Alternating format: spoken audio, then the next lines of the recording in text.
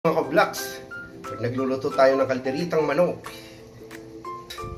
Yan, mga ka-vlogs. Alas 5 pa lang mga ka-vlogs ng hapon. Wala pa nga. Naisipan ko nang magluto para sa dinner mga ka-vlogs kasi wala akong ginagawa.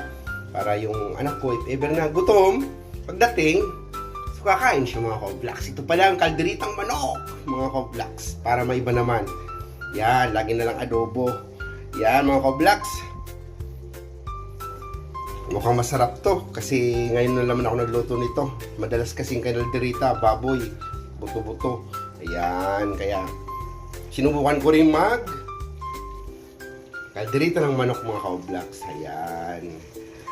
So mga ka-vlogs, kung bago ka lang sa channel ko, don't forget to follow my FB page and my YouTube channel, MRTV. At dito sa ka-vlogs with sasabing, mabuhay ka hanggat gusto mo, ingat po palagi, and God bless. Bye-bye! See you on next vlog!